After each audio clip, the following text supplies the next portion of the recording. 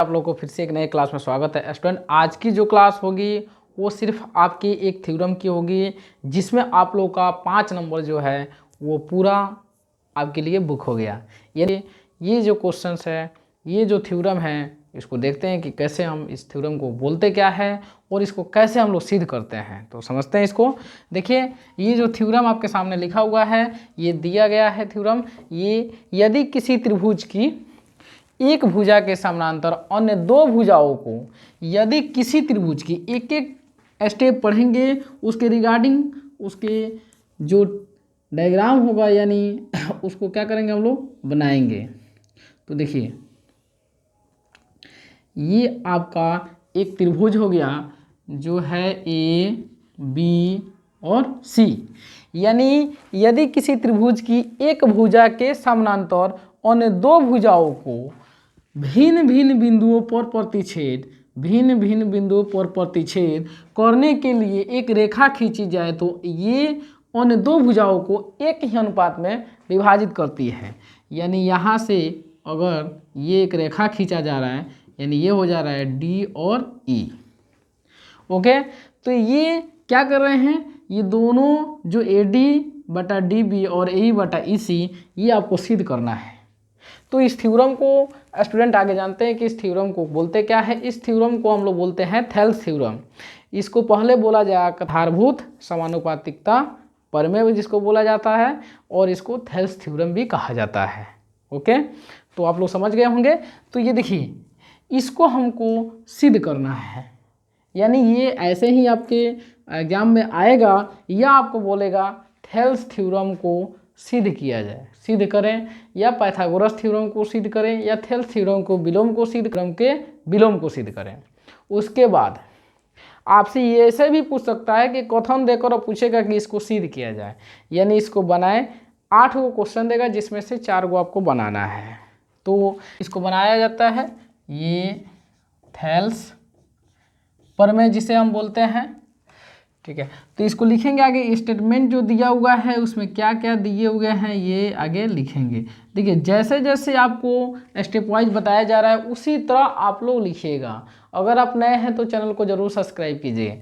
तो देखिए, यहाँ पे दिया है कि एक त्रिभुज ए बी सी है जिसमें डी ई समानांतर बी सी। यानी क्या कर रहा है, डी इसको समानांतर है। उसके बाद देखिए, तो आपको सिद्ध क्या करना है, सिद्ध करना है कि ए डी बटा डी बी बराबर ए बटा ई सी। अब देखिए, ए डी बटा डी बी बराबर ए बटा ई सी, ये आपके एक ही अनुपात में विभाजित होती है। तो ये हो गया।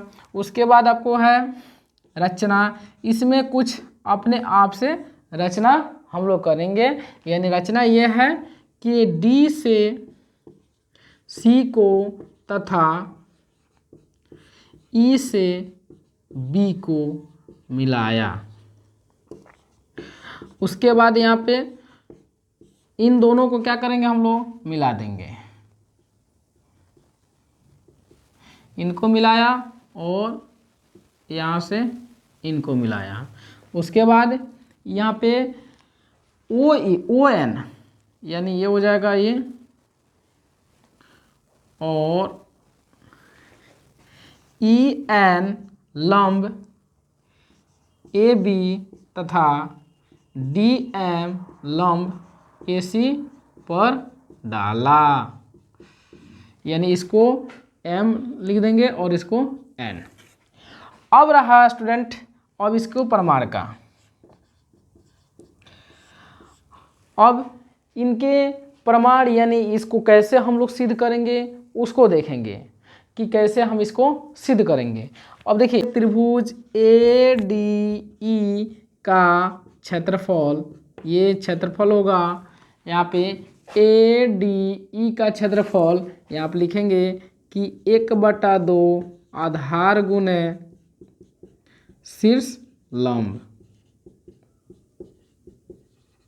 यानी 1/2 आधार गुना ऊंचाई। उस ए डी ई का क्षेत्रफल हम लोग निकालेंगे क्योंकि हमको प्रूफ करना क्या है यहाँ पे AD बटा DB और AE बटा EC।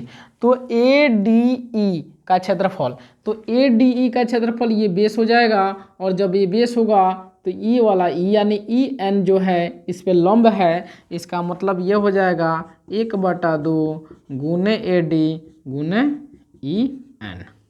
उसके बाद में त्रिभुज, अब एक त्रिभुज आपका ये बना रहा है, यानी ये हो जाएगा DBE का क्षेत्रफल, ये हो जाएगा आपका स्टूडेंट 1/2। अब DBE ये इसका आधार ये है, यानी DB उसके बाद में गुना। अब एक और चीज़ देखिए यहाँ पे, ऐसे ही एक त्रिभुज जा रहा है और यहाँ से ऐसे ये है, तो आपका ये भी तो लंब होगा, यानी ये लंब इसी पे डल रहा है कि नहीं डल रहा है, ये वाले पे, तो ये हो जाएगा EN।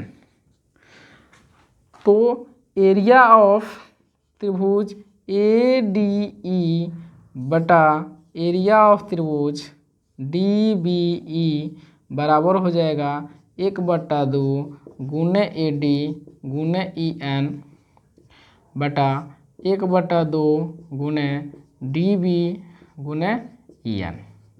तो ये कैंसिल हो जाएगा और ये कैंसिल हो जाएगा, तो ये हो जाएगा AD बटा DB, समीकरण 1। अगेन सेम टू सेम उसी तरह ई वाले त्रिभुज को, उसके बाद इस वाले त्रिभुज को निकालेंगे हम लोग। तो एरिया ऑफ त्रिभुज ADE, अब इसका आधार ये हो जाएगा, तो ये हो जाएगा, तो हो जाएगा ये एरिया ऑफ त्रिभुज ADE बराबर 1/2 गुने AE बटा गुने D। एरिया ऑफ त्रिभुज DEC का हो जाएगा 1/2 गुने EC गुने DM, यानी ये जो रेखा है ये लंब डाल रहा है AC पर, ठीक है। तो ये हो जाएगा आपका एरिया ऑफ त्रिभुज ADE बटा एरिया ऑफ त्रिभुज DEC इक्वल टू 1/2 गुने AE गुने DM बटा में हो जाएगा 1/2 गुने EC गुने DM। ये कैंसिल हो जाएगा, ये हो जाएगा, तो AE बटा AC, ये समीकरण 2। अब यहाँ से ये समीकरण 1 एंड 2 से त्रिभुज BDE बराबर त्रिभुज DEC, क्योंकि एक ही दो समांतर रेखाओं के बीच एक ही आधार पर बने त्रिभुज का क्षेत्रफल बराबर होता है, ये कंडीशंस हो जाएगा। यानी एरिया ऑफ त्रिभुज BDE बराबर में एरिया ऑफ त्रिभुज DEC, यानी ये दोनों अब बराबर हो जाएंगे। तो स्टूडेंट आपका ये त्रिभुज एरिया ऑफ त्रिभुज BADE बटा एरिया ऑफ त्रिभुज BDE बराबर में हो जाएगा एरिया ऑफ त्रिभुज ADE बटा एरिया ऑफ त्रिभुज BDE। इसका AD बटा DB बराबर में AE बटा EC, ये आपका जाके प्रूफ हो गया। ऐसे आप इसको प्रूफ कर सकते हैं, यानी अगर स्क्रीनशॉट लेना चाहते हैं तो आप स्क्रीनशॉट ले सकते हैं। और इससे रिलेटेड यानी आप लोगों को थेल्स प्रमेय के विलोम, पाइथागोरस थ्योरम के विलोम, ये 4 गो जो आपका प्रमेय है ये बहुत ही आसान तरीके से बताया जाएगा, जिससे कि आपको किसी प्रकार का दिक्कत नहीं हो। तो अगर आप नए हैं तो चैनल को सब्सक्राइब कीजिए, वीडियो को लाइक कीजिए।